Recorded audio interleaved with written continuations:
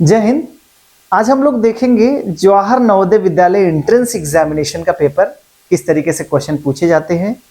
Right, practice करेंगे। एक topic है प्रपोजिशन, काफ़ी कंफ्यूजन क्रिएट करता है एग्जाम में। और इसके पहले हम लोगों ने देखा था जामिया मिल्लिया इस्लामिया का एंट्रेंस एग्जामिनेशन का पेपर, और उसमें एक पार्ट देखा था आर्टिकल के क्वेश्चंस एएमयू में इवन भी पूछे जाते हैं। AMU, Jamia, BHU, right, army school exam, सैनिक स्कूल एग्जाम, इस तरीके के क्वेश्चन पूछे जाते हैं। ऐसा कोई क्वेश्चन नहीं होता जो आपके एकेडमिक के बियॉन्ड आता हो, एकेडमिक से ही आते हैं, लेकिन पूछने का तरीका थोड़ा सा अलग हो जाता है क्योंकि एंट्रेंस एग्जामिनेशन है तो एक जैसा पेपर हो नहीं सकता। कुछ उनके स्टैंडर्ड होते हैं कि उनको अच्छे बच्चे ही अटेम्प्ट कर पाए, जो मेहनत करके आए हैं, जो प्रैक्टिस करके आए हैं। तो यहाँ पर भी हम लोग प्रैक्टिस करने वाले हैं। जवाहर नवोदय विद्यालय के एंट्रेंस एग्जामिनेशन का पेपर है। 2020 का पेपर मैंने पुरानी बुक से ले लिया, अरिहंत पब्लिकेशन की है, यहाँ पे देख सकते हैं। आप भी इस तरीके को कोई बुक ले सकते हैं अपनी प्रैक्टिस के लिए, काफ़ी अच्छा है। और इसका मैंने बताया कि इसमें Hindi, English, general science, mathematics के क्वेश्चन पूछे जाते हैं। 25 मार्क्स का इंग्लिश आता है एग्जैक्टली, अलग अलग पार्ट जिसमें 25 मार्क्स के क्वेश्चन आते हैं। ये अलग अलग टॉपिक इसमें दिया हुआ है, काफ़ी अच्छी बुक है। और इसका प्रैक्टिस हम लोग करेंगे प्रेपोजिशन टॉपिक, ठीक है। प्रेपोजिशन क्या होता है? प्रेपोजिशन आपको पता है। प्रेपोजिशन ये रिलेटिंग वर्ड होते हैं एग्जैक्टली, नाउन या प्रोनाउन से पहले आके। प्रेपोजिशन आपको पता है, प्री प्लस पोजीशन, पोजीशन को बताते हैं। ये नाउन या प्रोनाउन से पहले आते हैं और दूसरे सेंटेंस में दूसरे वर्ड के साथ इनका रिलेशनशिप किस तरीके का है, ये रिलेट करने के लिए यूज किए जाते हैं। Preposition is a word that relate with some other words that is used in the sentence, right. तो प्रेपोजिशन की जब सबसे बड़ी बात होती है कि ये कभी भी अकेले नहीं आता, हमेशा नाउन या प्रोनाउन के साथ ही आता है, और ये नाउन और प्रोनाउन इस प्रेपोजिशन के ऑब्जेक्ट होते हैं, राइट। डबल रोल प्ले करता है। आप देखेंगे प्रेपोजिशन कभी कभी एडवर्ब के रूप में भी यूज हो जाता है, राइट। एडवर्ब के रूप में यूज होता है। कैसे यूज होंगे अभी इसमें हम लोग देखेंगे। चलिए क्वेश्चन देखते हैं। पहले फर्स्ट क्वेश्चन देखिए। क्वेश्चन नंबर 1 है, this is a comfortable house to live dash. क्या यूज करेंगे आप? This is a comfortable house to live what? On, by, at, in. आप ऐसे प्रेपोजिशन को यूज करिए जो कि एक सही सेंस दे, सेंटेंस सही मीनिंग में यूज हो। तो आप क्या यूज करोगे? जाहिर सी बात है, यहाँ पे इन यूज करेंगे। This is a comfortable house to live in. Live where? In. यहाँ पे कोई आगे कोई ऑब्जेक्ट नहीं आया है, यानी तो इसका मतलब ये क्या?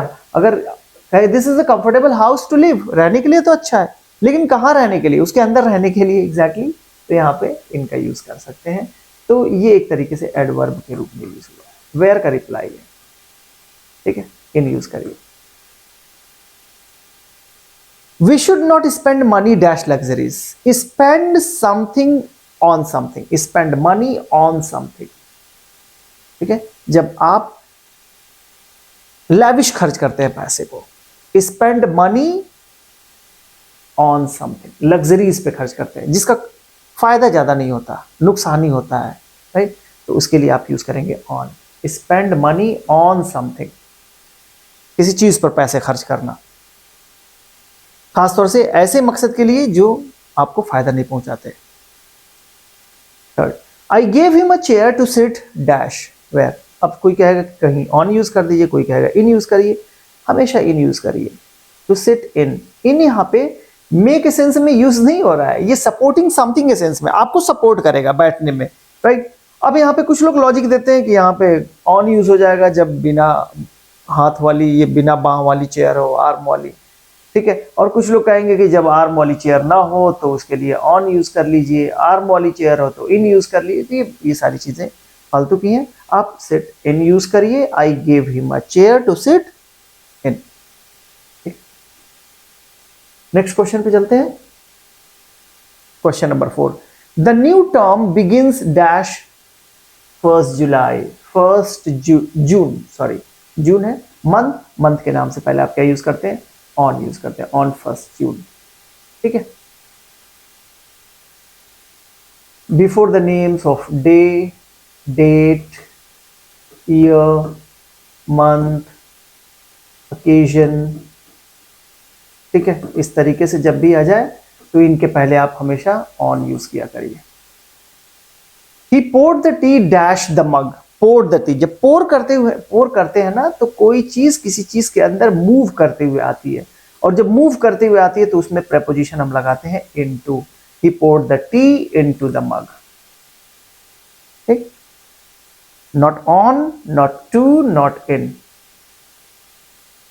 नेक्स्ट क्वेश्चन देखिए, Shiva is good dash biology, good at something, जब किसी चीज में एक्सपर्ट होते हैं आप, अच्छे होते हैं, गुड या बैड दोनों में, ठीक है, तो उसके साथ आप प्रेपोजिशन एट यूज किया करिए। जब एक्सपर्टीज को दिखाना होता है हम प्रेपोजिशन एट को यूज करते हैं, ठीक है ना। You are good at mathematics, I am bad at English, ठीक है, तो एट यूज किया करिए। नेक्स्ट क्वेश्चन चलते हैं, question number 7। Zeba rides dash night, अब नाइट की बात आ रही है, parts of the day at night, ठीक है, एट मिडनाइट, मिडनाइट के पहले भी आप एट यूज किया करिए, डॉन के पहले यूज किया करिए, डस्क के पहले यूज करिए, ठीक है। फिर मॉर्निंग के पहले इन यूज करिए, morning, in the morning, in the afternoon, in the evening, ठीक है, इस तरीके से इन यूज करिए, इनके पहले एट यूज किया करिए। यहां पे क्या यूज हो जाएगा, एट नाइट। इस क्वेश्चन को देखिए, Gita went dash the room, Gita went where, into the room, यहां पे इनटू यूज करिए, इन मत यूज करिए, मूव करते हुए जाएगी। She is not already there, वो she went into the room. अच्छा क्वेश्चन है, इस तरीके के क्वेश्चन पे अक्सर कंफ्यूज होते हैं बच्चे और सिंपल सा आंसर इन लगा के चले आते हैं, गलत हो जाता है। He said that he was very pleased dash my work, pleased what, pleased, he said that he was very pleased with my work, pleased with something, ठीक है, एट मत यूज करिएगा जब किसी चीज से आप खुश होते हैं, pleased with something. He is not satisfied dash your performance, satisfied with your performance, not satisfied at your performance। दोनों चीज एक ही जैसे है, satisfied हैप्पी होते हैं किसी चीज से, कोई परफॉर्मेंस से satisfied होते हैं, तो आप उनके साथ क्या यूज करिए, with यूज करिए, satisfied with your performance और very pleased with something, ठीक है। नेक्स्ट,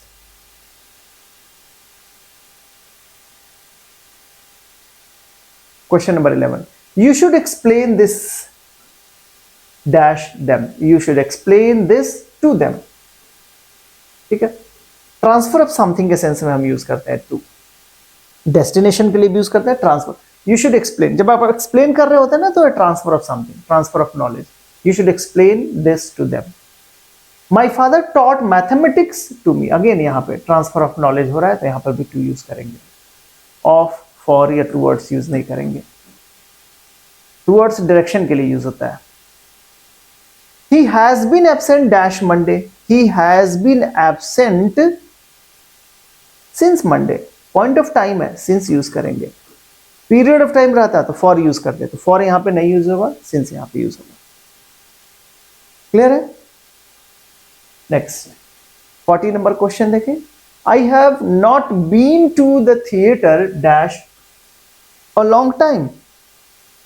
परफेक्ट और परफेक्ट कॉन्टिन्यूअस टेंस में फॉर जो है ये पीरियड ऑफ टाइम को दिखाता है और सिंस जो है पॉइंट ऑफ टाइम दिखाता है, ठीक है। पॉइंट ऑफ टाइम क्या होता है, जहां से कोई एक्शन आप शुरू करते हो, और पीरियड ऑफ टाइम क्या होता है जहां से शुरू करते हैं और जहां खत्म होता है।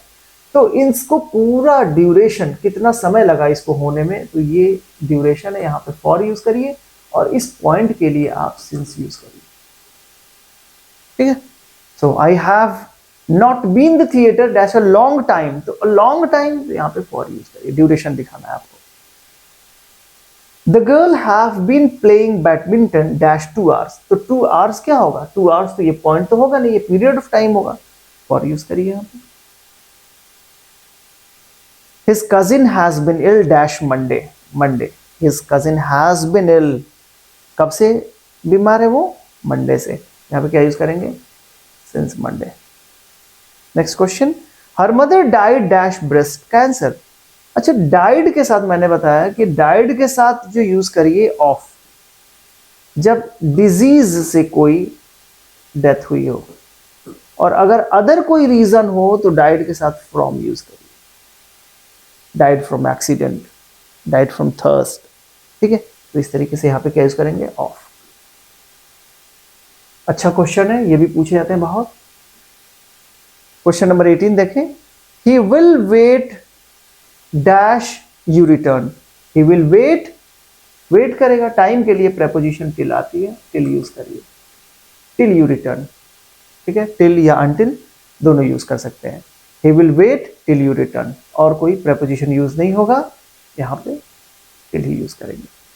This material is different dash that. Different from something. Different from use करिए और कोई प्रेपोजिशन ना यूज करिए. Rohan was running dash road. बहुत अच्छा क्वेश्चन है. रोहन वॉज रनिंग, अब यहां पे यूज होगा अलोंग. क्यों यूज होगा? आप जब भी रोड पे चलते हैं, रोड पे चलने का मतलब रोड के किनारे, along the road, by the side of. ठीक है, पैरेलल जब आप चलते हैं तो पैरेलल ही चला जाता है, यही सही सेंस होगा. ऐसा तो होगा नहीं कि रोड के ऐसे चलेंगे आप, एक्सीडेंट होने की पॉसिबिलिटी होगी. अगर ऐसे चलते हैं तो उसके लिए थ्रू यूज होगा, जो कि सही सेंस में यूज नहीं होगा. राइट, तो यहां पे थ्रू यूज कर सकते हैं, लेकिन अगर कहेंगे Rohan was running through the road तो ये गलत हो जाएगा. क्योंकि अलोंग द रोड चलना ये सही है, थ्रू द रोड चलना सही नहीं है. तो हम सही सेंस में हमेशा सेंटेंस को लिखते हैं, इसलिए यहाँ पे अलोंग लिखेंगे, थ्रू नहीं लिखेंगे. ठीक है, अगर कोई चल रहा हो तो लिख सकते हैं आपके ऐसे चल रहा है वो. ठीक है, जो कि सही नहीं है. You should not run through the road, तो ये गलत हो जाएगा. मतलब आप उसको इंस्ट्रक्ट कर रहे हैं कि भाई तुम्हें रोड पे ऐसे नहीं चलना चाहिए कि एक्सीडेंट हो जाए. तो यहाँ पे जो सही सेंस में यूज होगा अलोंग हो यूज होगा, थ्रू गलत हो जाएगा. नेक्स्ट क्वेश्चन देखिए 21 to 25. यहां पे क्या करना है?